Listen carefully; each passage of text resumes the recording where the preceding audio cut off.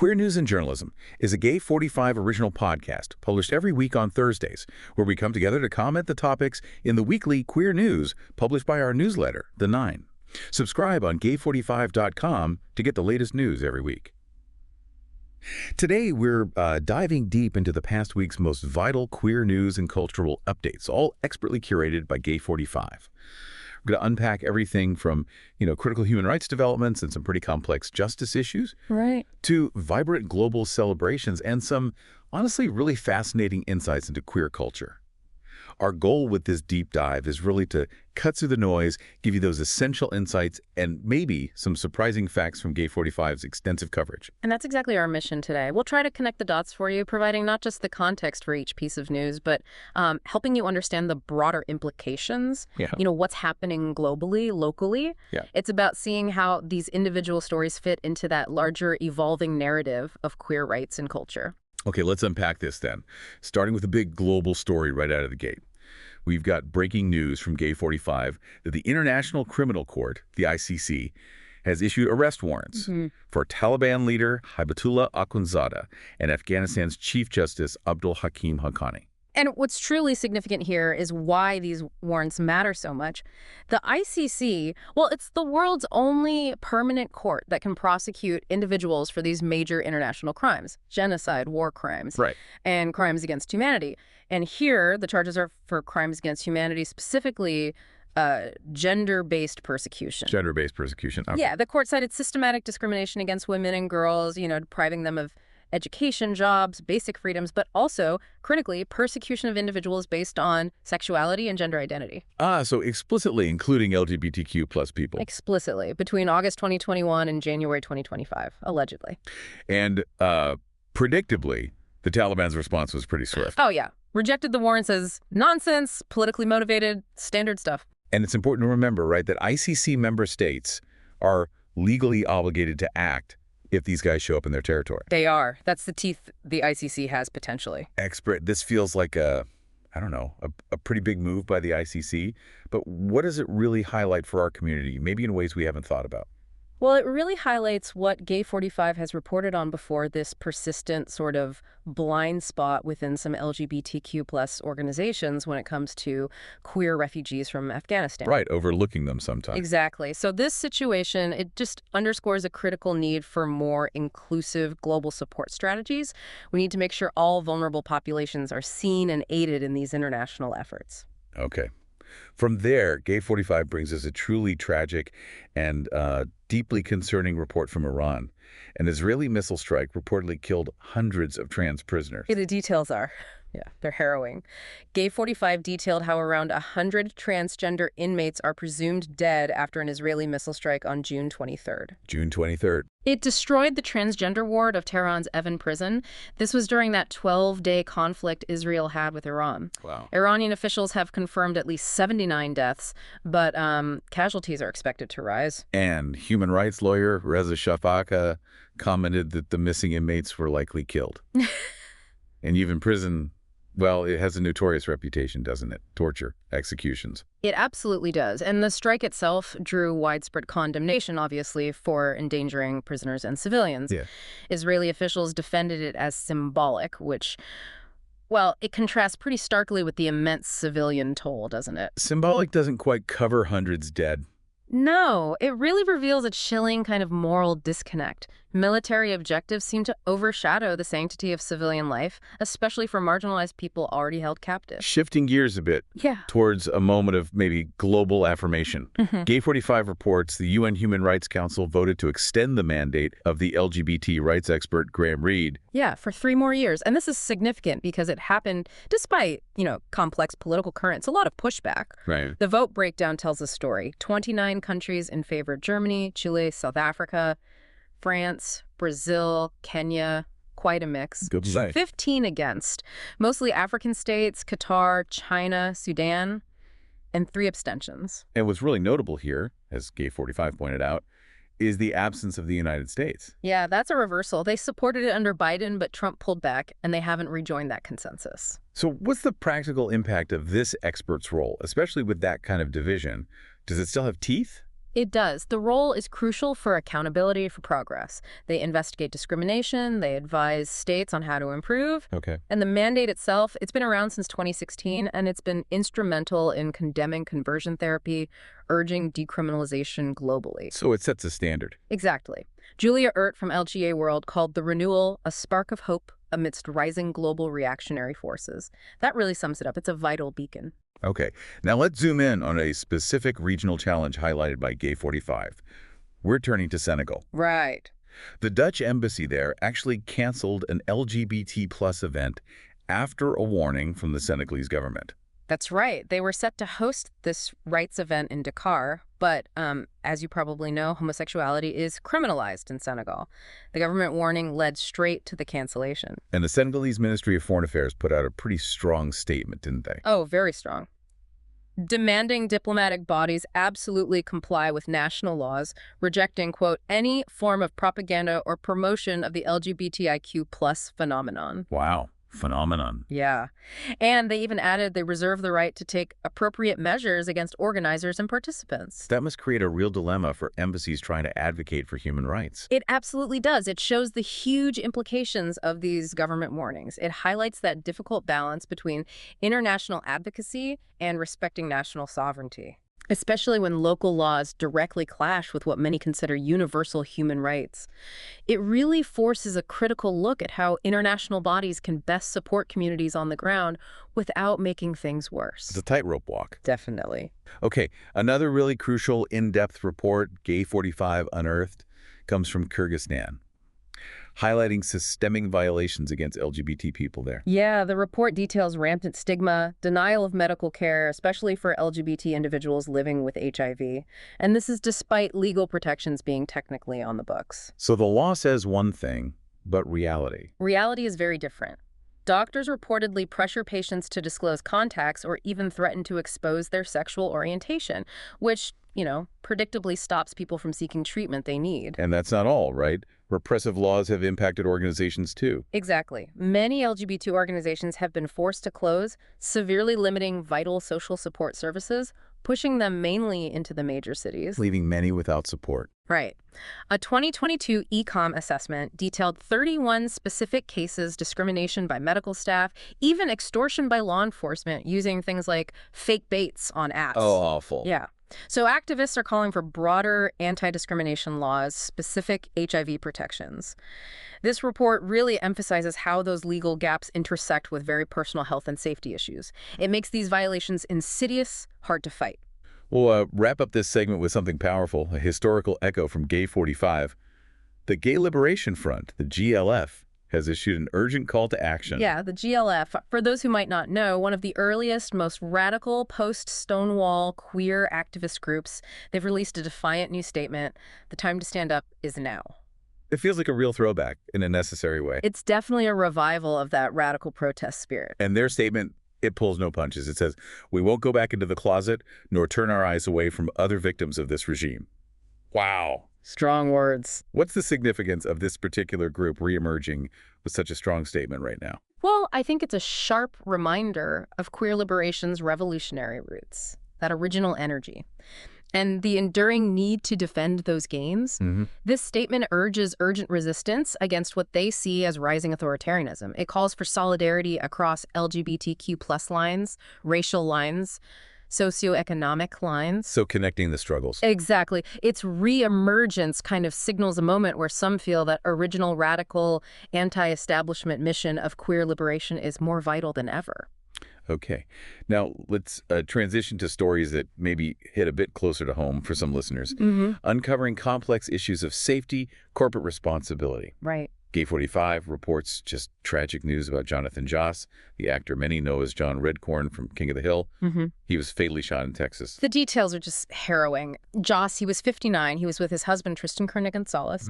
When they were confronted by their neighbor, Sigfredo Alvarez Seixa, he allegedly shouted homophobic slurs before shooting Joss and then running him over with a vehicle. It's just horrific. And chillingly, Gay 45 mentioned their home had reportedly burned down back in February after alleged anti-gay threats. Yeah, that adds another layer. How does law enforcement even begin to untangle intent in a case like this, Yeah. especially with that history. It's incredibly challenging. Joss's husband is adamant it was hate-motivated, but the San Antonio police are saying, at least for now, there's no evidence yet confirming it as a hate crime legally. So Seja is charged with murder, but the hate crime element Is still under investigation, presumably. Proving that specific intent legally is complex. You have to meticulously connect past threats to the current incident, move beyond allegations to solid evidence. It's very difficult. Yeah, I can imagine. Okay, moving across the Atlantic now.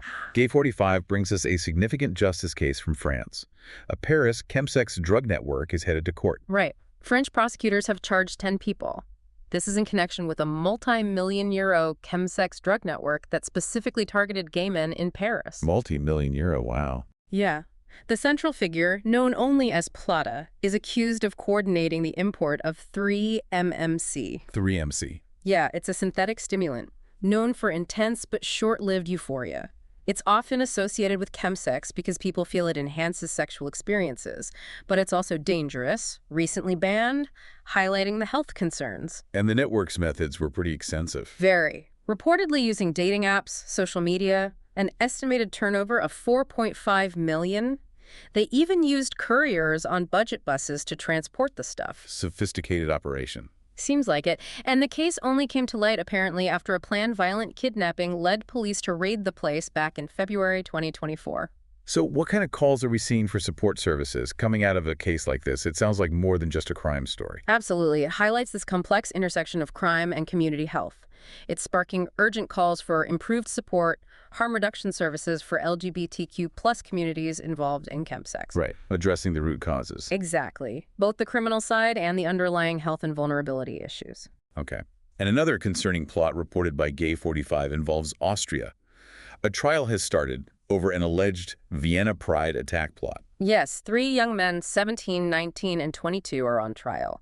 They're accused of plotting an attack on Vienna's 2023 Rainbow Parade. Vienna Pride, wow. The charges are serious: involvement in a terrorist and criminal organization specifically supporting the Islamic State group. And the specifics are pretty chilling. They are. The 19-year-old allegedly tried to get an AK-47.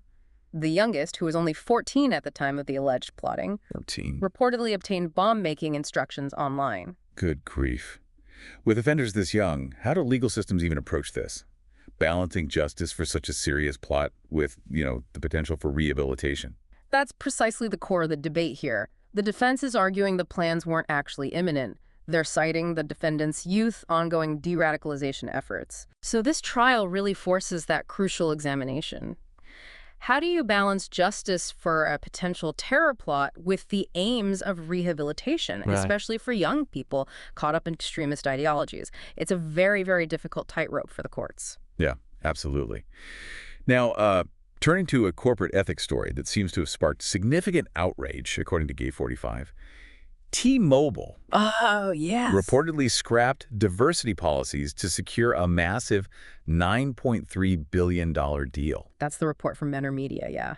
It revealed T-Mobile US apparently abandoned its DEI policies, that's diversity, equity, and inclusion, to gain regulatory approval for this huge merger.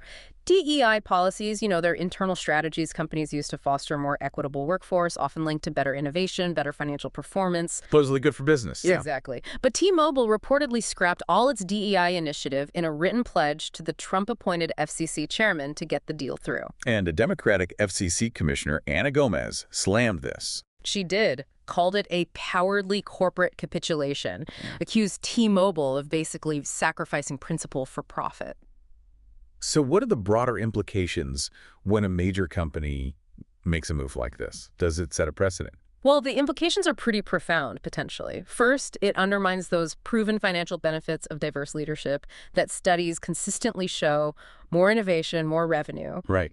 But maybe more critically, it raises really serious concerns about the influence of political currents on corporate values and the willingness of major companies to compromise on stated principles just for business gain. It kind of suggests that, well, for some, profit can easily outweigh commitments to social responsibility, depending on who's asking. A worrying sign. Okay, well, after navigating through some of those pretty heavy global stories, it feels like a welcome shift to explore the moments of joy and cultural impact that, continue to define our community. Definitely. And Gay 45 has some truly uplifting reports here. Here's where it gets really interesting. Absolutely. And it's important to remember, right? While the struggles are real, the resilience and the sheer vibrancy of the queer community always shine through. Totally.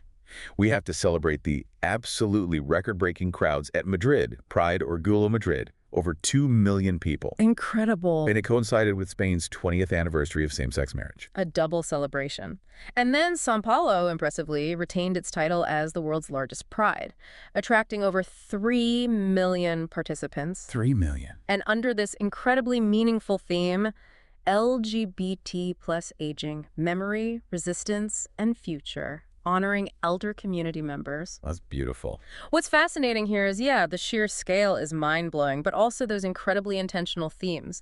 They resonate so deeply within the community, connecting past struggles with future aspirations. These massive events, they just emphasize Pride's continued power, don't they? For visibility, inclusion, even economic impact. Huge economic impact, too. And as Gay 45 notes, the Latin world just continues to demonstrate that inclusive spirit. The energy from these events must just be palpable. Oh, absolutely. You can almost feel it through the reports. It's a powerful, visible statement of solidarity and progress. Okay, shifting to the media front, Gay 45 highlighted a really innovative story from the UK. Gay Times Yeah. raised a significant amount of money, 152,322 term to be exact, through a community investment drive. They brought in 363 readers as actual co-owners. Which is amazing, especially given the context. They face the sharp decline in advertising revenue and 80% loss. 80%. Yeah. And CEO Tack Warner attributed it directly to, quote, good old-fashioned discrimination and lobbying efforts, particularly from the U.S. It really shows how vulnerable independent queer media can be. Absolutely. So Warner pivoted the model. Exactly. To a subscription-first, community-owned model. And the funds they raised are going straight into supporting new editorial hires for integrity-based journalism. That's fantastic. This success, which actually exceeded their expectations, it sounds like it could be a potential blueprint for other independent LGBTQ plus media, right? It truly could be. It connects directly to that idea of media placing its audience right at the center, using direct community investment to effectively counter advertising discrimination. Right, taking back control. Exactly. It offers a powerful model for ensuring these vital voices are sustained, ensuring they're centered on journalistic integrity rather than, corporate pressures or advertiser whims. It feels like a really hopeful sign for the future of independent LGBTQ plus media in what's clearly a challenging landscape. Definitely something to watch. Wow. Okay, beyond the big headlines, Gay 45 also keeps us plugged into the pulse of queer culture. Expert, what were some of the standout moments and recommendations from this past week that caught your eye? There are quite a few good ones. For a must-read, Gay 45 recommends Leveling Up LGBTQ plus Representation, a recap of the 2025 Gaming Awards by Kademan Watson. Sounds like an insightful look at representation in gaming. Oh, interesting. And they also highlighted Superman by Sacha Brandt. I'm curious about that one. Probably delves into themes of identity, heroism through a queer lens, maybe? It could be fascinating. Yeah. And the quote of the week, always love these. This week, it's a zinger from Lenny Bruce. If white America told the truth for one day, its whole world would fall apart. Wow. Provocative. Very. It's a quote that definitely continues to spark conversations about honesty, power, societal structures, all that. For sure. Okay, film of the week. Stephen Chbosky's The Perks of Being a Wallflower from 2012.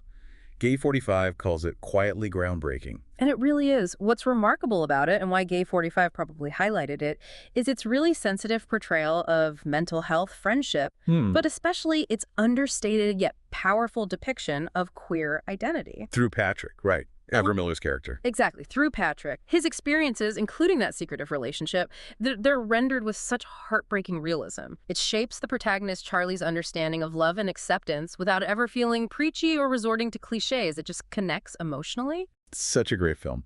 Okay, if you're looking for your next read, the book of the week sounds intense. Be Gay, Do Crime. 16 stories of queer chaos. Gay 45 calls it a most anticipated book. The premise alone is intriguing, right? Queer people turning to crime not just for survival, but sometimes as protest or even to right injustices. Yeah. The examples they mention sound wild. Hoax phone calls, assassination attempts, even queer elders robbing a bank. Okay, sign me up. Right. It sounds like a collection that really challenges conventional narratives and celebrates queer rebellion in unexpected ways. And for music of the week, Perfume Genius, the new album Glory, Mike Kudreas' seventh album. Yeah, Gay 45 says it feels like a culmination of his musical styles, and he's truly remains such an impressively unique songwriting voice. Whether he's, fantasizing about being kidnapped or musing about being an aging gay man, the album's described as experimental yet immediate. Gay 45 even suggests it might be his best yet. High praise. It is. Sounds like a deep, rewarding listen. Raw honesty, artistic vision. Always appreciate his work. And finally, for some practical and fun entries from Gay 45, keeping us grounded. Gotta have those too.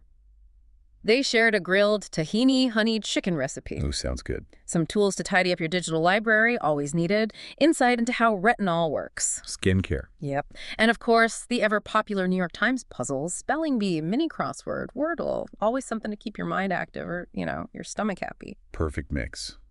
Okay, so, wow.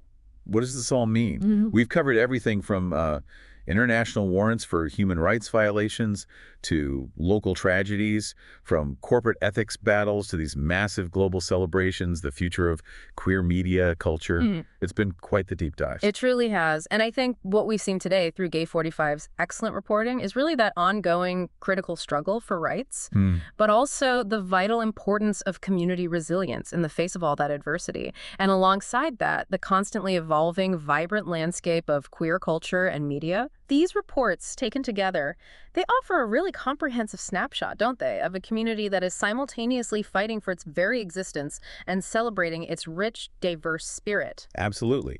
In a world often defined by its challenges, the consistent innovation and unwavering spirit of the queer community, as highlighted in these Gay 45 reports, it really reminds us that the fight for justice is always intertwined with the power of self-definition and joy. So maybe the thought to leave listeners with is, what does this deep dive reveal about the power of community in the face of adversity? Next week, more news, hopefully better news. You can also listen to any of our articles. Visit gay45.com to read more quality journalism.